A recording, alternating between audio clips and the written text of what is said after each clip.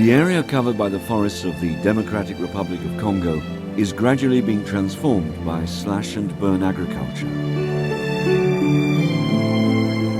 At the heart of this characteristic change in land allocation, typical in Central Africa, human activities are closely integrated into the landscape.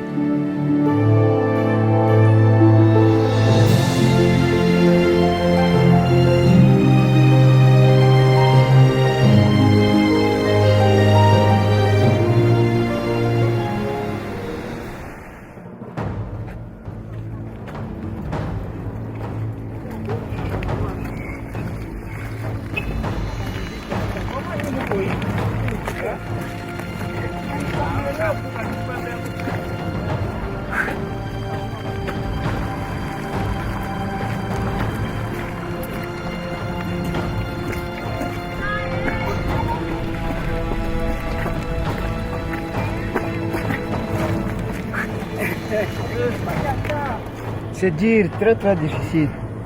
Très difficile en tout cas.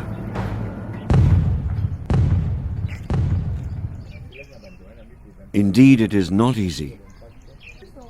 In the Democratic Republic of Congo, every day, it's not easy.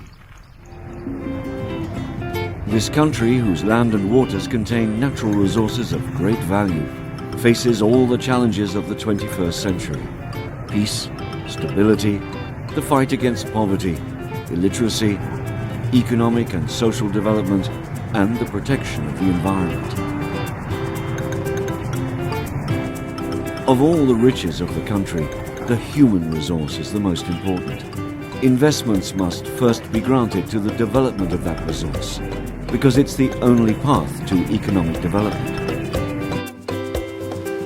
The Congolese subsoil offers gold, diamonds, coltan, copper, petroleum and uranium.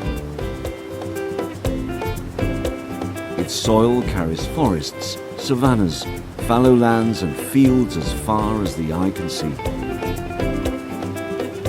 In this great mosaic, forests give way to fields and fields give way to cities.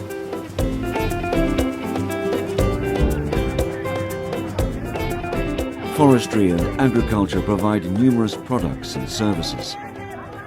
This is undeniable, and even without payslips, the informal rural and forest sector is by far the country's main employer.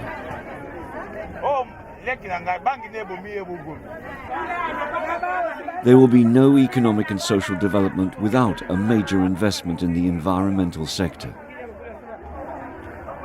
Before this strategic investment, it's necessary to provide training for executives and technicians, and to implement applied research programs.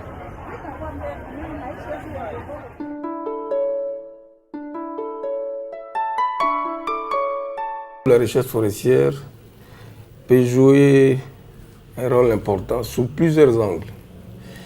Bien sûr écologique, bien sûr un rôle dans la pérennisation des ressources, mais économique aussi, économique puisque si nous ne prenons que le secteur forestier, vous savez très bien que notre pays est potentiellement très riche en ressources forestières.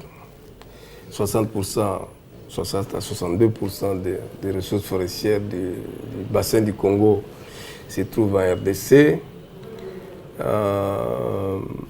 Mais malheureusement, le secteur forestier ne contribue qu'à peine à 1% du PIB national. C'est dire que l'autorité est consciente de la tâche qui attend ce ministère pour faire de ces potentiels forestiers un facteur de développement économique. In the Democratic Republic of Congo, the majority of agrarian systems are based on the principle of slash-and-burn agriculture. This ancestral practice consists of clearing out forest surfaces to grow manioc, corn, and sometimes rice. This type of agriculture transforms the woody resource into timber, service wood, fuel wood, and charcoal. These areas are cultivated and farmed for 1 to 2 years before returning to fallow lands for several years. Even though slash-and-burn agriculture is a traditional practice, it's not sustainable anymore, and it meets less and less the needs of the Congolese society. Indeed, this system is not only characterized by low food yields, but it also strongly damages the soil and the rest of the environment. It creates an insidious pauperization mechanism among the rural populations currently deprived of alternatives.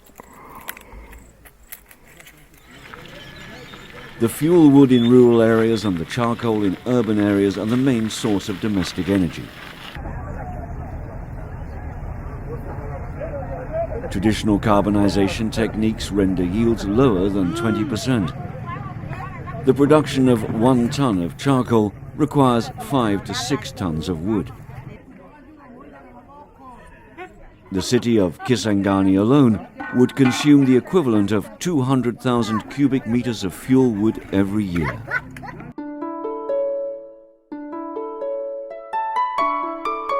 La ville de Kisangani, à l'image d'autres grands centres urbains en RDC, a un besoin d'approvisionnement en makala qui est très important puisque la ville compte plus d'1,5 million d'habitants. Et le bois énergie, ça représente la principale source d'énergie domestique pour 90% de la population en RDC. The fuel wood sector comprises about 25,000 workers and over 1 million urban consumers. La production de makala, qui est fortement liée à l'agriculture sur brûlis, met en péril l'ensemble des espèces ligneuses qui sont présentes dans la forêt. Puisque quand un champ est ouvert en forêt, c'est quasiment l'intégralité des arbres qui sont abattus et brûlés sur place. Donc on a une disparition rapide de la ressource forestière. Slash-and-burn agriculture and fuel wood are closely linked. On one hand, the rural world survives through subsistence agriculture, selling the occasional excess of harvest or fuel wood. On the other hand, the Congolese cities rely more and more on food importations as a result of low local yields. It's the role of applied research to find practical and realistic solutions to these problems. Scientific vulgarization and technical training have to take over from studies and support local development. Comment bien préparer les graines, comment les planter au champ de la bonne manière. The management of suburban landscape calls for the implementation of integrated solutions. Agriculture plays a central role in feeding the Congolese, essentially through its supply of carbohydrates and lipids.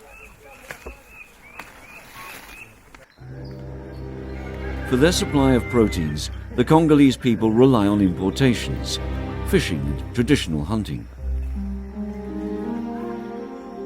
The number of captures in forest areas is high and exceeds the natural renewal rate of the animal species killed. The demand in bushmeat is increasing in cities, and hunters foresee a shortage for several species. Oui, comparaison ezali parce que na moni ndenge to banozwa liboso na ba enfin 2001 ba 2000 wana donc abondance peza ba nyama ezalaki mingi. Mais si quoi peut chasser basi ba ko mingi bazo beza bango karasi bani kokota. Alors production est diminuée quand même ndenge to banobo. If the hunt is traditional, it is first and foremost commercial and widespread in the Democratic Republic of Congo. Commercial hunting constitutes the first threat to animal biodiversity.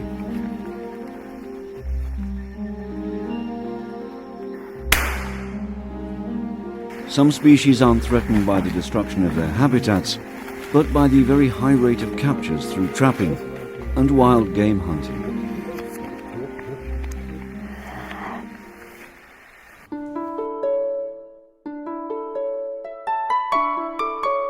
La population veut coûte que coûte améliorer sa situation sociale, donc son revenu.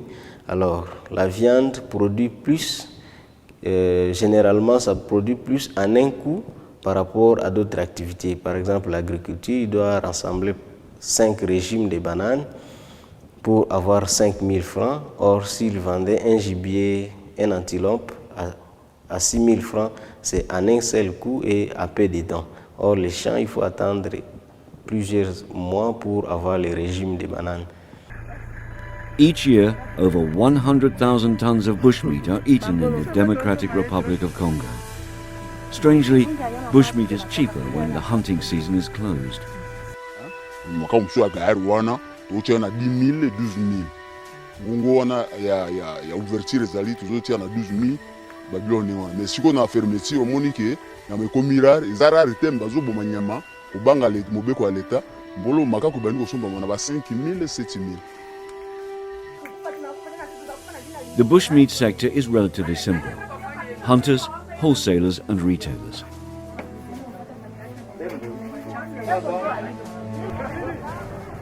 It's not really a hunting specialization, but more a universal know-how of the hunters, well tried and efficient. The hunting territories are more or less farmed according to opportunity and customary rights. No shooting plans or vigorous management of the hunting resources. Industrial logging is often cited as the main factor of degradation of tropical forests. It's not the case in the Democratic Republic of Congo. The area dedicated to logging has gone from 42 million hectares in 2000 to 12 million hectares in 2010. That year alone, a dozen logging companies were exporting about 170,000 cubic meters of log-equivalent wood.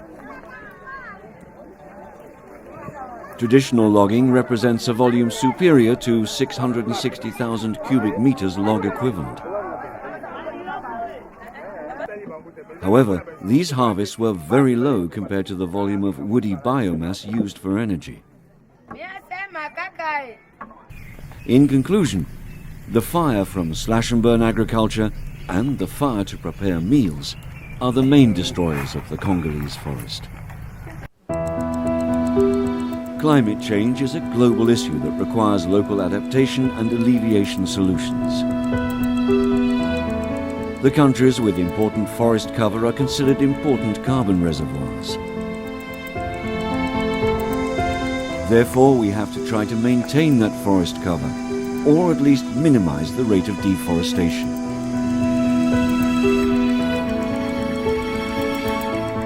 The program for the reduction of emissions tied to deforestation and forest degradation, called REDD+, pursues that objective. L'autorité est consciente que si on veut gérer durablement les ressources, les importantes ressources naturelles renouvelables d'ici, il va falloir avoir des cadres très compétents et surtout des cadres universitaires pour bien mener les opérations. The Ministry of the Environment, Conservation of Nature and Tourism comprises about 6,000 agents. Its subsidiary institution, the Congolese Institute for the Conservation of Nature, comprises over 2,000 agents. However, over 3,000 agents have reached or passed the age of retirement. This aging staff is alarming and has started a process of retirement leave.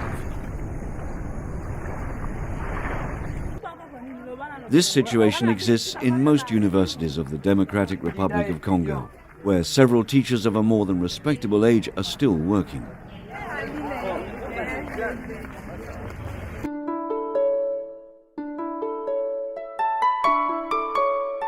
Neuf 000 étudiants pour plus ou moins 130, 140 professeurs. Et le ratio est encore très faible. Et il faut l'améliorer. Nous avons fait de la relève, de la formation des professeurs, un de nos objectifs stratégiques.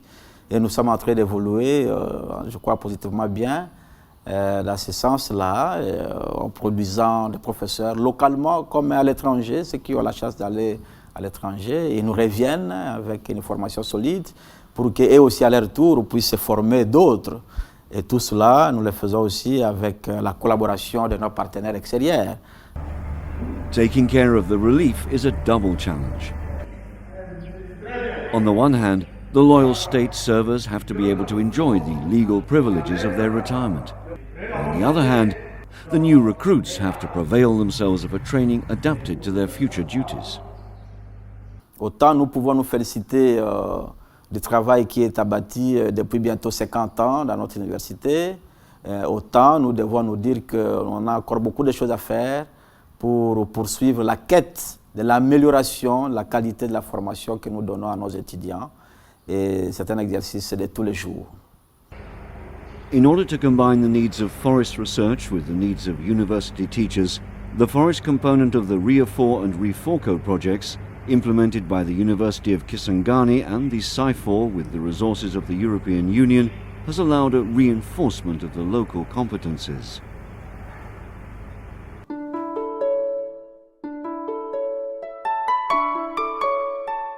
Je peux avouer que nous ne sommes pas suffisamment préparés pour aborder les nouvelles disciplines, notamment les changements climatiques. Nous avons eu la chance, grâce au Fonds de l'Union européenne, donc, d'être appuyés d'abord par le projet REAFOR et ensuite par le projet REFORCO.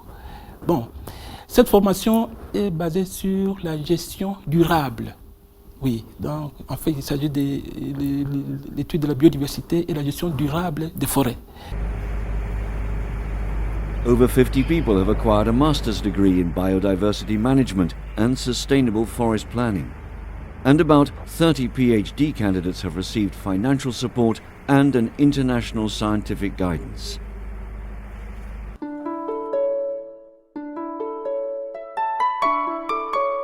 Les projets donc REAFOR et REFORCO donc contribuaient d'abord pour faire des formations au niveau des masters pour donc dans les domaines de biodiversité, aménagement forestier durable. Et donc les premiers lots de gens formés ont obtenu des bourses pour continuer les doctorats. Et certains sont déjà des docteurs maintenant et vont bientôt être nommés professeurs. Il y a, je crois, 2 qui sont même déjà nommés professeurs. Donc ça a constitué pour nous un apport de ce côté-là, de la relève et de la formation avec une équipe pédagogique renforcée par les partenaires du Nord.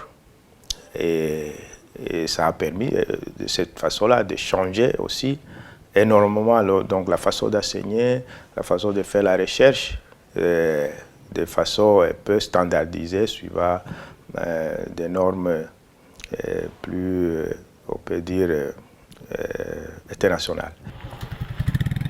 In addition to these training courses leading to a university diploma, some short training courses are organized and are specifically oriented towards public agents. On essaye de faire des formations de mise à niveau. Alors c'est ainsi que nous recrutons, nous ciblons les gens pour faire des formations ad hoc. Par exemple, en matière d'éducation environnementale, nous voyons des ONG, comment transmettre ça aux populations, etc. Donc l'objectif de la formation, c'est vraiment bien comprendre, j'aurais pu mettre renforcer les notions, vraiment les notions clés de statistiques descriptives. This punctual reinforcement of skills completes the third cycle education, because its applied nature favors an immediate interface between science and development.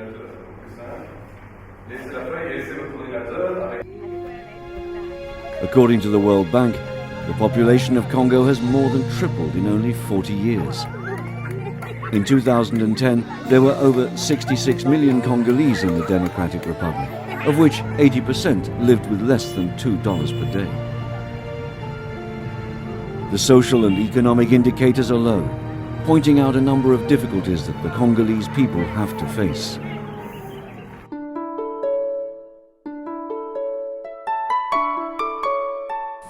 Magumu yangu iko hapa juu ya pori.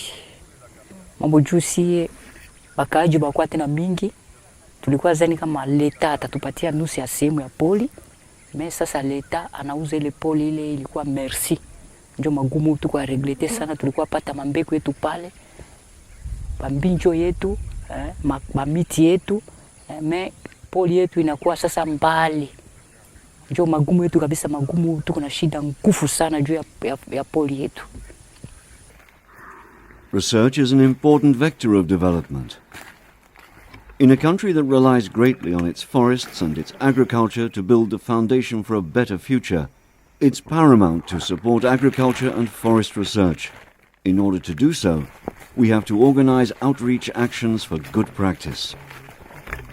Nous avons besoin pas de recherche fondamentale au niveau du ministère de l'Environnement, beaucoup plus de recherches appliquées qui puissent conduire un certain nombre, surtout conduire un certain nombre de travaux de terrain. Et pour dire que la recherche, nous en avons besoin, mais sous le format recherche appliquée. Il faut donner à la recherche sa place à l'université, parce que c'est à travers la recherche que l'université doit être à mesure d'apporter des solutions aux problèmes qui se posent dans la société congolaise. Elle a été créée pour ça. In 2005, the CIFOR and the FAO made a diagnostic of the forest research capacity in the Democratic Republic of Congo. It was close to non-existent, even though the country's forests and savannas cover close to 60 million hectares, representing more than half of the world's largest tropical forest after the Amazon. According to the Observatory of Forests in Central Africa, agricultural lands cover less than 10% of the national territory, while forests cover more than 66%. Over 4,700 animal species and over 11,000 plant species have been reported in the Democratic Republic of Congo. A complete inventory of this biodiversity hasn't yet been made, and certain species will have gone extinct before being discovered. On n'a pas assez de ressources humaines et on n'a pas non plus de ressources, des équipements adéquats pour mener des recherches dans le domaine des changements climatiques. The protected areas and national parks cover more than 34 million hectares. The needs of agricultural research, and particularly forest research, interest many Congolese and foreign researchers.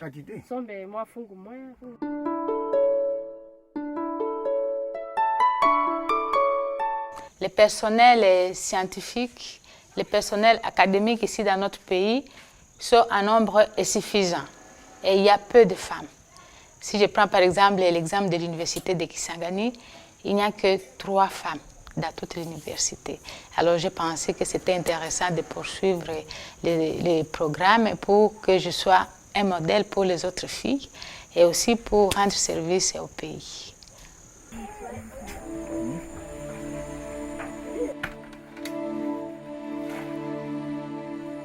For decades, the actors of the rural world and the forest sector have developed survival mechanisms adapted to the particularly harsh conditions. The climate, the soils and the forests of the Democratic Republic of Congo are generous, and still the farmers suffer, and the vast majority of city dwellers have to satisfy their basic needs with imported products and services, expensive compared to the local purchasing power.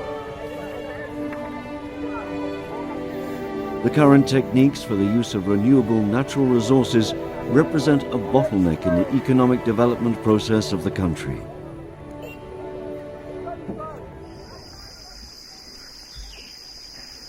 The intensification and modernization of agriculture will lessen the workload of the farmers and increase their living standards. This progress will significantly reduce the pressure on natural forests and their biodiversity.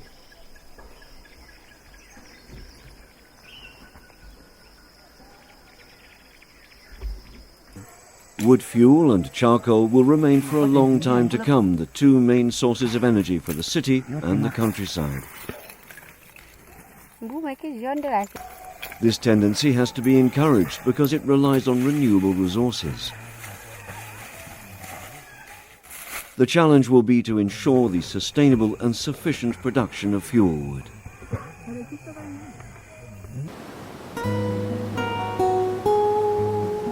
The current and upcoming reforms in the agricultural sector could favor animal production.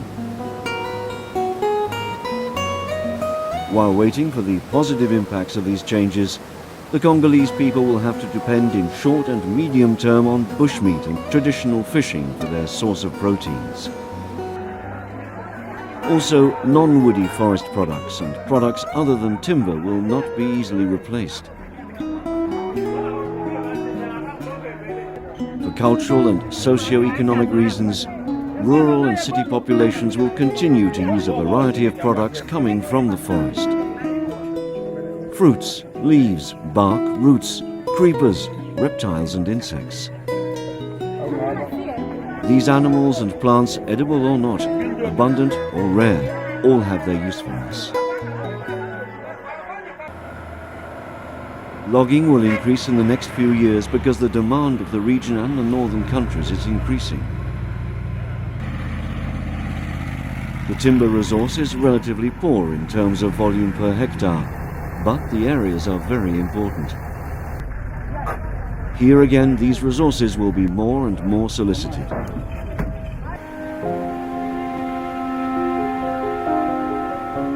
The announced alleviation and adaptation strategies for climate change have raised many questions and awoken hope.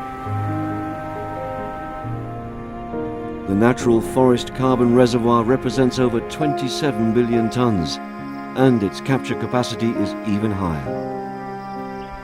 If the implementation of the strategies against climate change means that a minimum forest surface area has to be maintained, then the efforts in favor of a sustainable forest management, including agroforestry solutions, have to be pursued and even increased.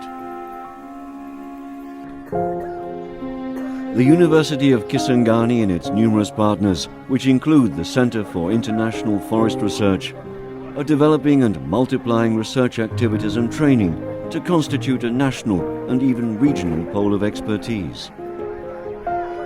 In order to correctly manage national renewable resources, it's vital to know them well and understand their dynamic. There lies the complex link between the researcher and the farmer, between the university and society.